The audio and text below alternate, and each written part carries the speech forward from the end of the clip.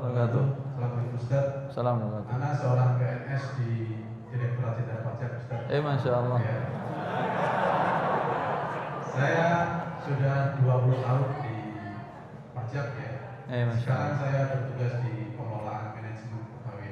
Masya Allah. Sekarang ini pegawai pajak itu sekitar 38.000 Ustaz. Masya Allah. Dan 90% atau sekitar 35.000 adalah saudara-saudara kita Muslim.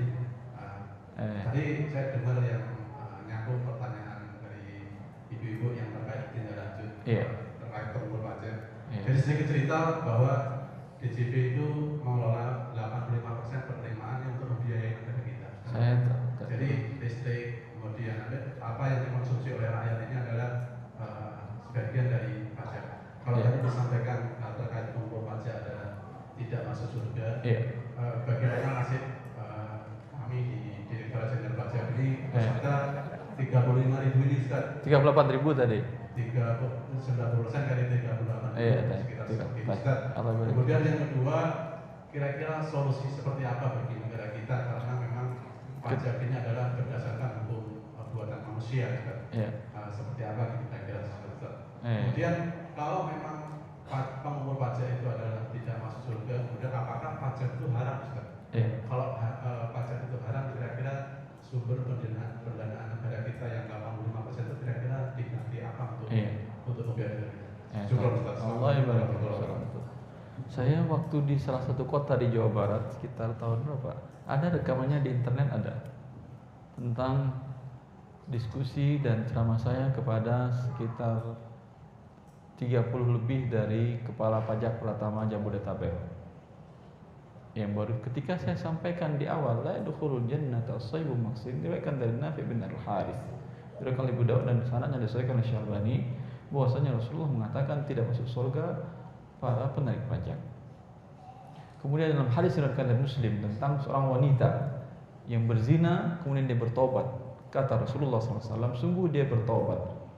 Kalau bertobat seperti dia, para penarik pajak dimaafkan oleh Allah.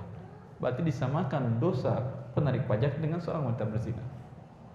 Iya atau tidak? Maka dalam Islam hukumnya jelas.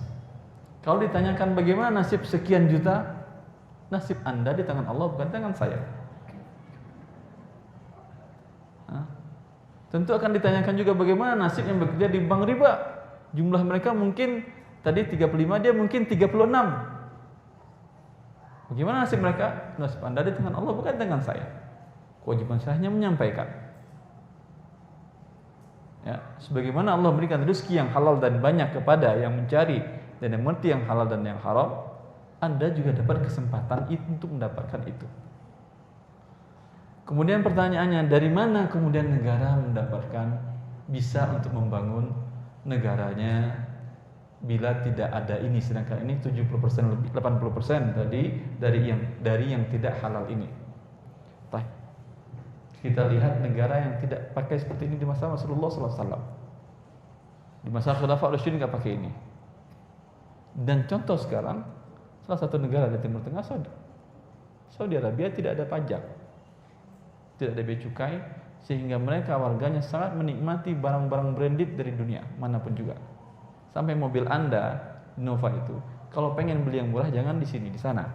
Sampai sarung buatan Surabaya, buatan Indonesia, Solo dan segala macam, kalau ingin beli yang murah jangan di sini, beli di sana. Karena mereka tidak ada pajak. Jelas? Sampai buah-buahan pisang segala macam pun buatan Filipina, dari Filipina di Indonesia kan harganya setahu Anda harganya kan di sana itu murah. Kenapa tidak ada pajak? Bagaimana mereka membangun negaranya?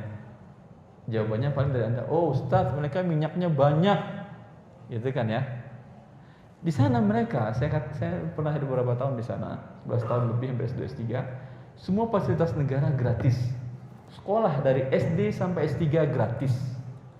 Yang untuk mahasiswa S1, berapapun jumlahnya, setiap kepala dapat uang saku sebanyak 800 real. Mau asing mau asli dapat. Rumah sakit gratis, berapapun biaya perobatannya. Apalagi? Cukup bisa hidup sudah dengan rumah sakit. Tol, Masya Allah. Tol dari kota Riyadh sampai kota Mekah saya bawa mobil sendiri ya 970 kilo lebih. Lampu merah cuma ada di akhir kota Riyadh, kemudian di kota Mekah gratis. Apa lagi?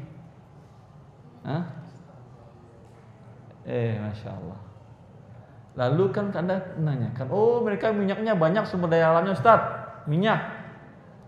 Salah Anda kalau begitu. Mereka minyaknya di bawah doang. Anda di bawah ada minyak atau tidak? Ada. Di atas di pohon-pohon ada minyak? Kelapa sawit, mereka punya atau tidak? Tidak. Di muka orang Indonesia juga berminyak. Kurang apa kaya negara Anda ini? Jelas? Allah musta'an. Solusinya banyak. Sumber daya alam yang begitu besar, ya. Kemudian bila solusi yang lain yang diinginkan juga banyak solusi yang lainnya, akhi. Sumber daya alam tadi saya katakan besar sekali, tapi cara pengelolaannya yang perlu dipertimbangkan kembali.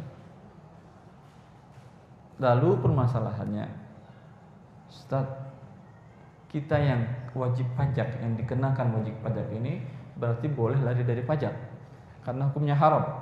Boleh kalau Anda tidak masuk penjara. Anda kan akan dipenjarakan oleh mereka. Lihat, nggak mau Anda bayar uang palak di penjara. Kalau masih preman masih gampang kan, nggak mau dia paling sembrot doang, ya, cembrut doang. Kalau negara nggak bisa cembrut Anda, masuk penjara. Bolehkah Anda bekerja di pajak? Boleh. Dinamakan dengan kalaf di masa Syekhul Islam Taimiyah dengan satu syarat, yaitu syaratnya Anda bekerja bermanfaat untuk orang yang dizolimi. Siapa yang dizolimi dalam hal ini? Rakyat.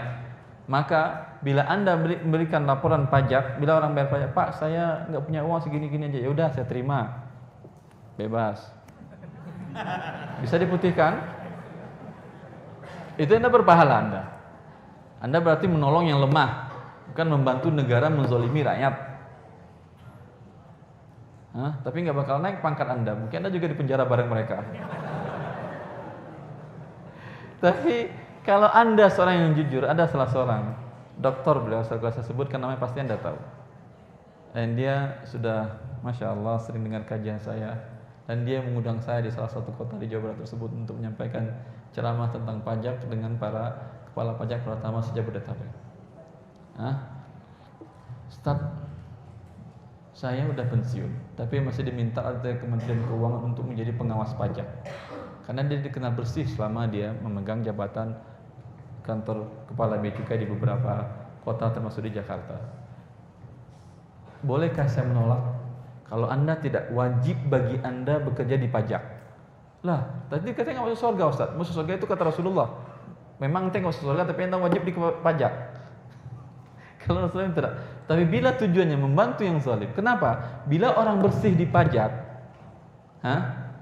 yang tidak bisa disuap, yang tidak bisa seperti beberapa orang oknum yang keluar masuk penjara dengan pajak yang digelapkan dia. Masalahnya negara, bila uang yang ditargetkan oleh negara tidak tercapai, tahun depan apa yang dilakukan negara? Pajak dinaikin atau tidak? Bertambah kezaliman atau tidak? Lihat. Tapi bila ada orang-orang yang baik tadi, yang jujur, sehingga pendapatan negara penuh, negara perlu lagi naikkan atau tidak tahun depan? Tidak, makan berkurang kezaliman. Paham? Pada saat itu boleh Anda bekerja di pajak karena tujuan Anda menyelamatkan, membantu rakyat yang terzolimi. Tapi kalau tujuan Anda adalah kenaikan pangkat, segala macam dengan banyaknya pajak yang diambil, maka tujuan Anda adalah membantu orang yang zalim. Dan sanksinya seperti yang dikatakan Rasulullah. Saya kira cukup waktunya.